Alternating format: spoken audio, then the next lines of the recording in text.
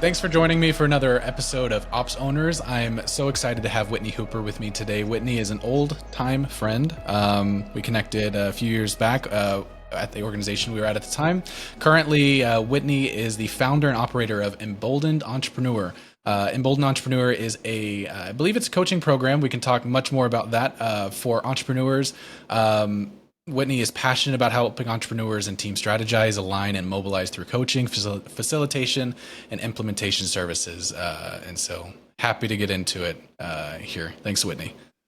Yeah, thank you for having me. I'm really excited to dig in and get to share different tips and lessons learned with other entrepreneurs and small business owners, because it's a journey. So yes, yes it is. I've had that journey for myself, and and very aware of the common pitfalls there. So tell me a bit about how you got into, how you founded Emboldened Entrepreneurs, and just your background.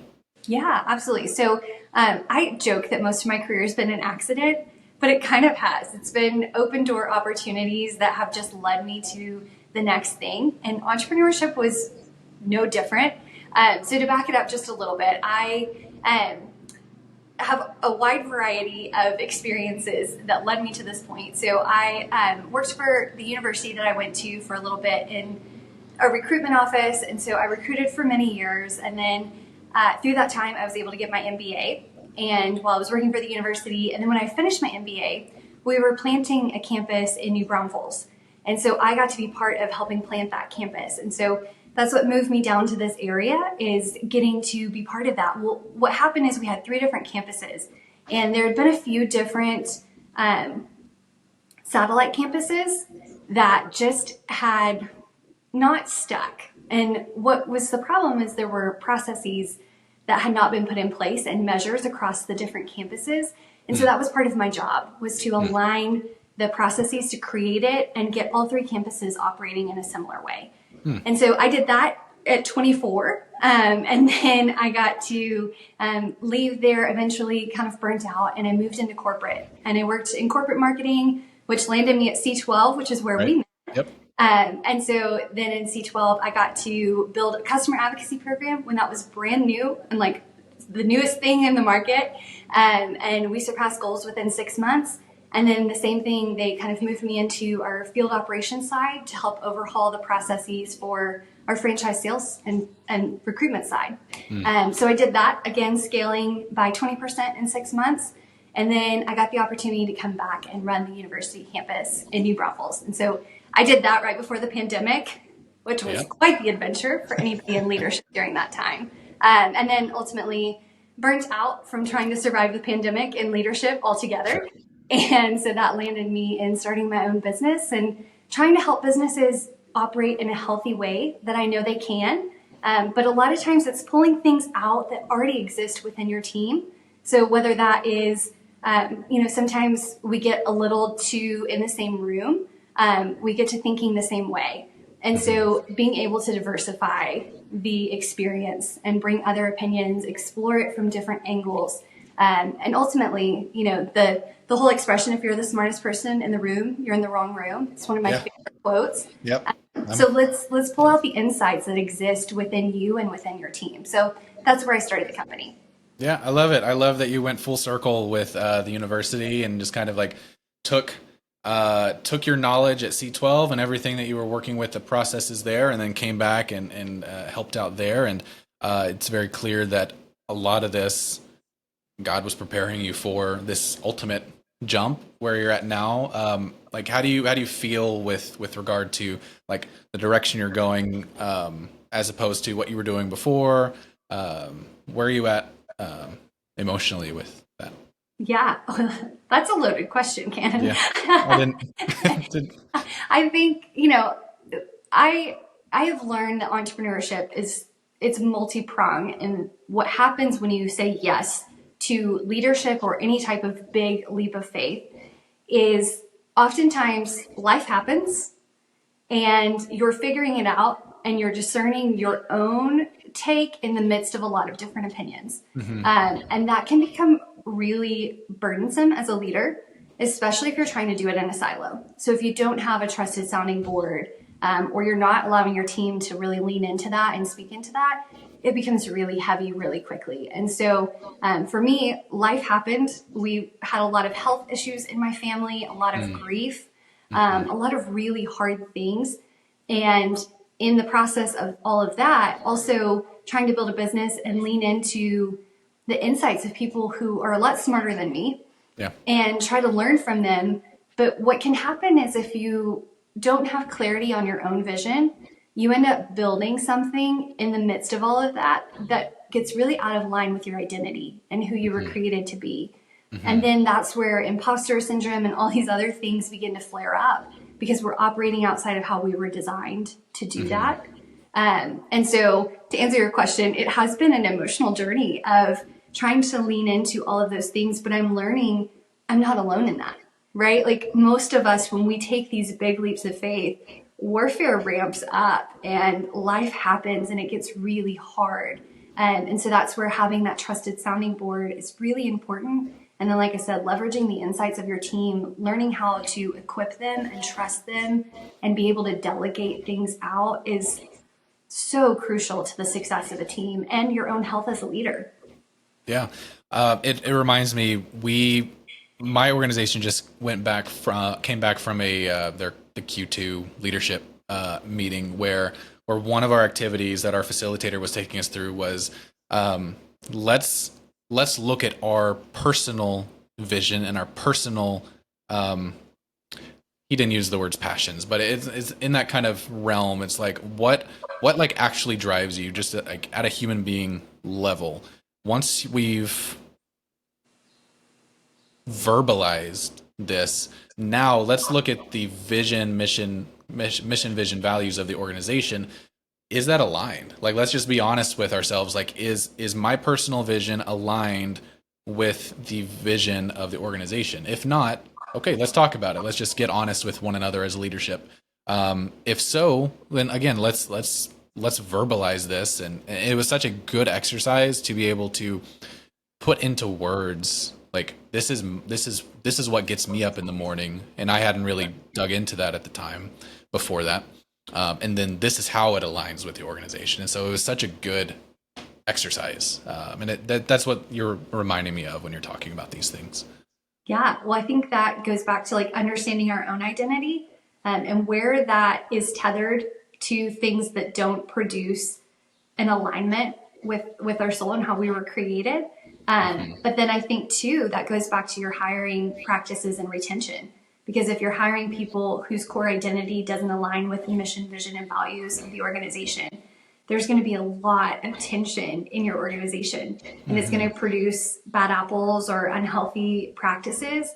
And so, yeah, that's a huge part of any successful organization is understanding yourself and having clarity in that. And then does that align with where the company's headed, and keeping your hiring practices in line with that?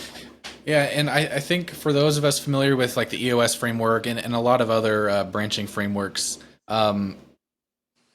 maybe that's just me, but it's like, the visionaries are the ones who are focused on the vision and all of the mission and stuff, and that's really their silo. And then over here is all the operators and the people who are working in the business and the technicians and everything, and they don't, like, you don't cross wires. Like, vision's over here, the doing's over here. But there's, as I'm kind of getting more and more familiar in this role, like, there's a lot of overlap. Like, the operators need vision just as much as the visionaries need the practical the systems and the processes and everything. Like, you need cross collaboration between people and disciplines. Yeah, absolutely. I think it comes down to having that bridge, which I think is where you're really gifted, is being able to help the two languages talk, right? Like, we've talked about this before. I talk a lot about operational strategy as a seesaw, that you can have really great people, but poor processes, you're going to burn them and turn them. And you're going to have a high turnover culture that gets kind of toxic pretty quickly, right? But the opposite is true too. You can be so focused on, this is the way we do it, and this is the process. And maybe it's even healthy. It's not even unhealthy. But you have poor onboarding practices. You're not hiring in alignment with culture, like you were talking about. That seesaw gets ineffective if one of those sides gets too weighted. And so it's keeping a healthy tandem. And a lot of that comes down to being able to have that common language and have that bridge that helps keep the middle pretty level, right? So the two sides can work in tandem. Without that, either way, it becomes completely ineffective. Yeah, I really like that vision of the image of the seesaw. I like that a lot. It's kind of an ebb and flow, and you can the leadership can work on stabilizing that ebb and flow. And take me through what does normal facilitation look like for you as you're working either in a one-on-one or group consulting? Like I'm sure your strategy will differ between the two, but just take me through just kind of broad overviews of your approach. Yeah. So coaching is for me very individual. And I know that's not like the most practical solution, but coaching is very personal because it's going to depend on what are your issues, what are your goals, where are you headed, right? Organizationally, all of that is true too, but it's a little broader because we have so many different people coming together in one group. And so for me, I like to do what I can say is conduct a pulse. So it's starting with perception. How do we figure out what is the true perception? Because I don't know about you, for me, I've sat in a lot of rooms, a lot of facilitated sessions as an attendee where we were too close to the picture. We didn't have the right perception. We weren't asking the right questions. So we were answering questions through the day, but we weren't maybe addressing the real root cause of a lot of that. And so understanding how do we get to the root cause really quickly. My favorite way to do that is through data because data removes emotion. So we get to a really practical solution without all the emotion. And so if it begins to get emotional, it's like, okay, well, let's go back to facts, right? And so I've learned that helps, and it helps broaden the perspective. And then almost like a funnel, like you just gradually work your way through. By the end of the day, we've moved from a broad range perspective with data to a very definitive point where everybody leaves the room knowing what they're responsible for. Because again, I don't know about you, I've sat through a lot of these sessions as an employee, right? Oh yeah. And you leave and we talked all day and maybe it felt really good and fluffy and rah. But at the end of the day, I'm leaving still with my to-do list undone, a ton of more emails in my inbox, and nothing definitive leaving this meeting. And so now I'm feeling deflected or deflated and frustrated. I am curious about the one-on-one coaching, how that differs, because that's not going to be a one-day program. You would need to have an outline for, I'm sure a lot of the same kind of direction with setting vision and working with entrepreneurs one-on-one. Tell me how that looks practically. Yeah. So as I mentioned, that kind of varies based on each person. So I don't have a specific industry that I'm working with. I've worked with mortgage brokers and real estate and financial planners and photographers. So kind of all over the map. So as you can imagine, everybody's needs are very different. So I have a coaching intake form that helps me understand what their personal goals are, their professional goals. Where do they want to be in a quarter from now, 6 months from now, a year from now? What does success look like for them long term? And then that really helps me customize a lot of my coaching process. But within that too, there are a couple of different veins. If it's clarity, I have an identity curriculum that is a 6-week kind of let's go big again. Let's go big, zoom out, high level. And then begin to work that down until we have that clarity. And then I also have the process side of, I have a curriculum that's actually coming out, a brand new platform later this month that will have all the resources, the processes, the things I wish I had had. Because when you're starting something, the imposter syndrome rears up, right? Even with the clarity piece, because I've never done this before. I know how to do what I'm doing in my business. That's why I'm launching this. But the entire business side, I ran an entire operation. I filed our taxes. I handled facilities. I did all the academic scheduling, student life, legal obligations, all the things, right? Even still starting my own business and having to do RFQs and send proposals and do other things for myself, it's completely different showing up when your brand is your integrity, right? Yeah. And so having the confidence to do that, this platform will provide all the resources to allow you to customize your own side of that. So I'm really excited about that. But to answer your question, it really is going to depend. I know it's not the most sustainable version of coaching. Like everybody says, do group coaching. It's more scalable. But that's where platforms and, curriculum kind of come into play, is making that more sustainable. But then I personally, I find joy, like I said, in pulling things out of people. And so getting to the one-on-one sessions where we get to really dig into, I had one of my clients called me his business therapist. He was like, we've cried in sessions, it gets really deep and really personal. You can't do that in a group coaching environment. Right.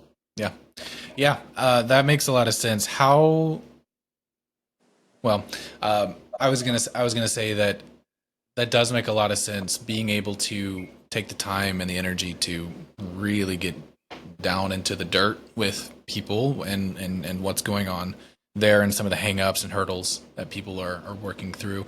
You can get there on group calls, but you just need to be very intentional about time, allowing people the time to get to that place, and feel vulnerable and sharing in a large group of people.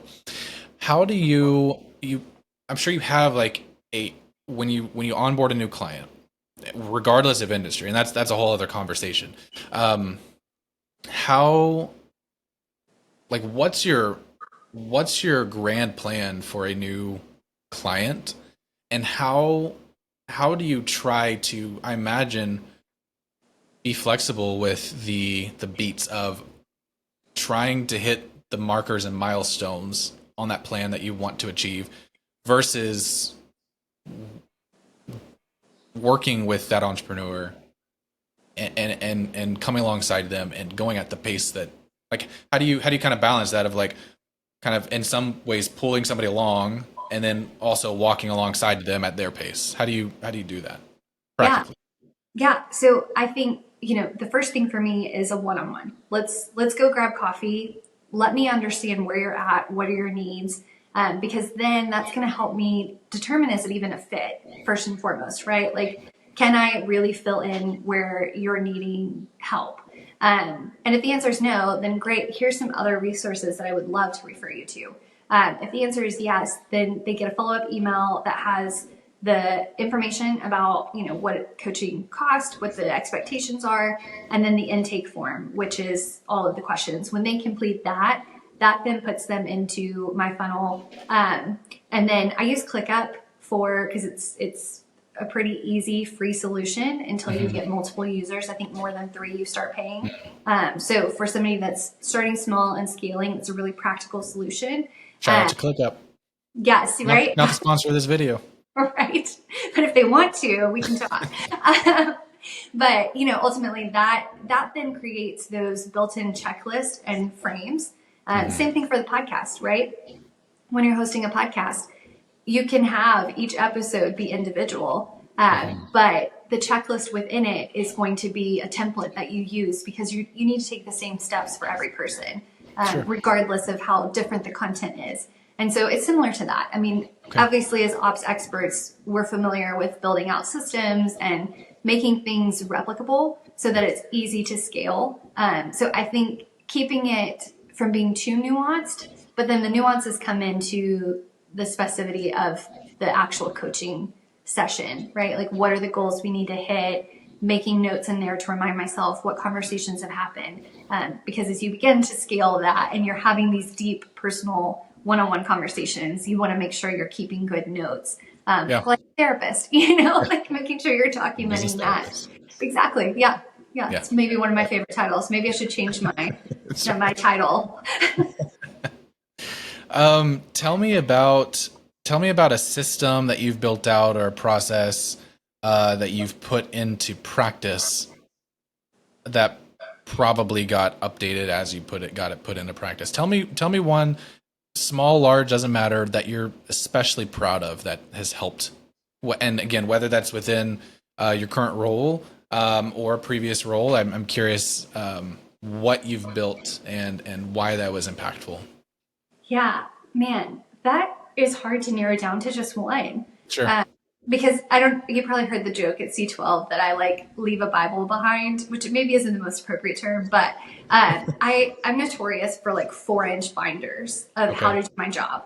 Yeah. Because as I'm building a process, who knows the process better than the one building it?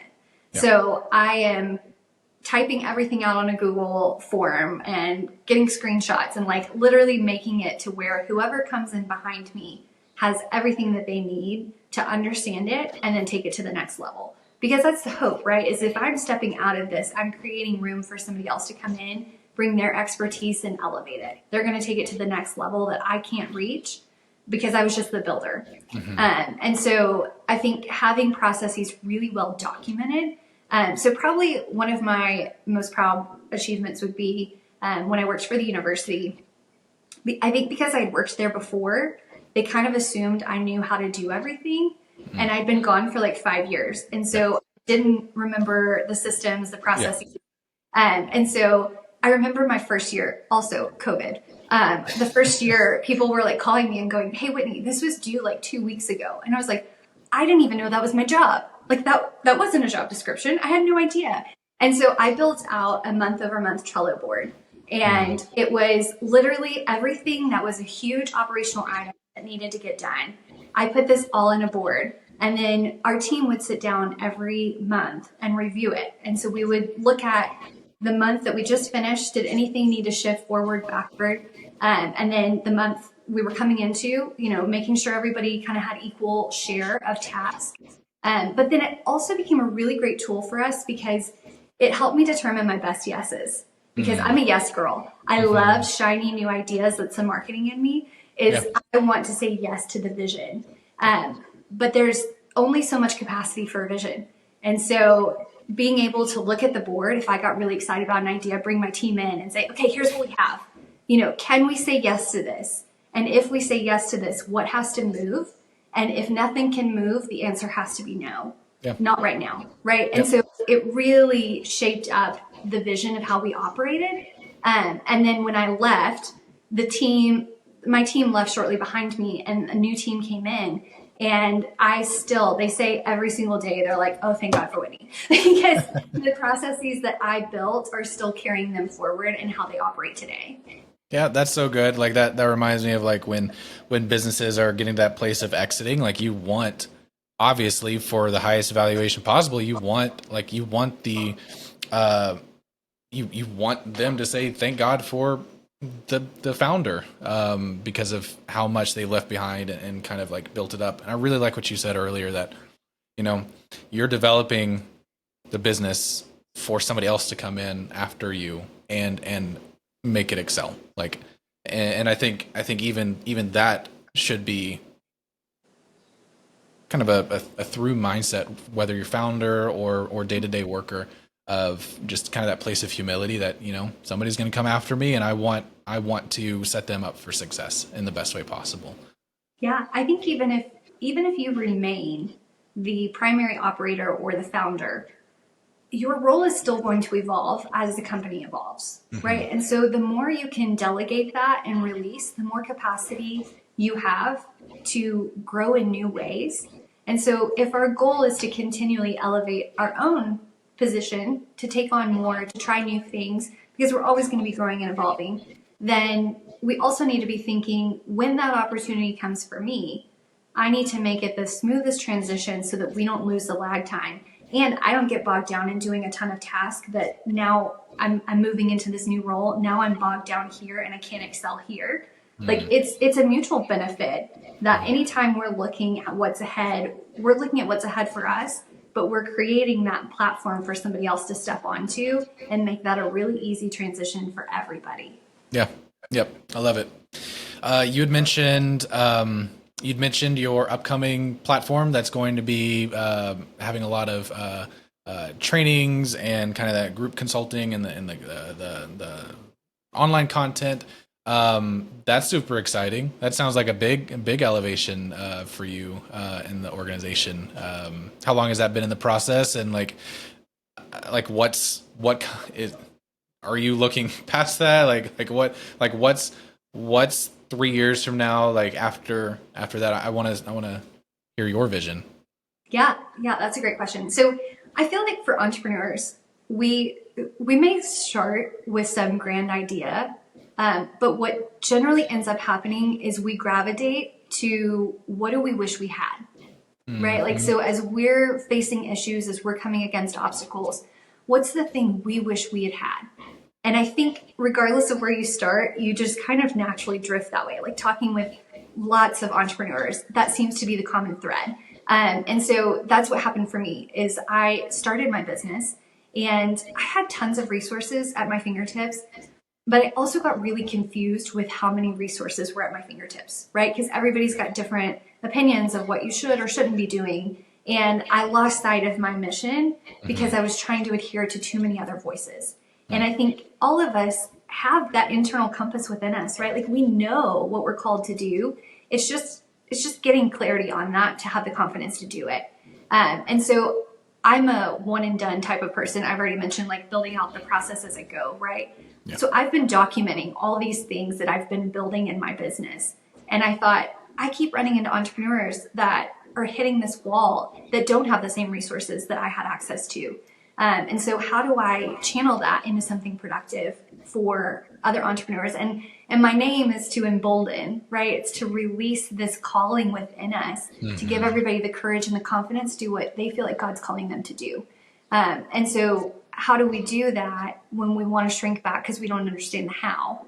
Let me give you the how, and now you get to go do your purpose, right? So that's part of it. But then to answer your question about what does it look like 3 years from now? I really want to scale this to become a community, that it's Christian entrepreneurs that are really doing life together, that are addressing business issues together, that are understanding what other people in the hub offer and doing business with them, collaborating, sending referrals. I want it to become a much broader community of Christian entrepreneurs that are doing life and business together. But one step at a time. Yeah, that's right. Just as any process is, it's just one step at a time. I love it. Where can people go find you and learn more about Emboldened Entrepreneur? Yeah, absolutely. So this is kind of funny, but also a little bit maybe awkward. So I truncated entrepreneur because I feel like some people don't know how to spell it. So it's emboldened. So EMBOLN. Oh, sorry. See if I know how to spell my own name. Okay. So emboldened, EMBOLDENED. And then entrepreneur truncated is ENTREP.com. So Emboldened Entrepreneur abbreviated.com. They can find me there. I also have the podcast called the Emboldened Entrepreneur Podcast, where I talk to business leaders like you that are bringing their insights from their industry. And so there's the opportunity to learn a little bit more about what I'm doing. And then the hub is, I'm calling it the Build Emboldened Hub. That is accessible through my website as well. Great. Love it. You're simplifying. You just simplify it for everybody. I love it. The goal. Well, yeah. Well, I appreciate everybody tuning in here. Whitney, this is a pleasure to chat with you about this.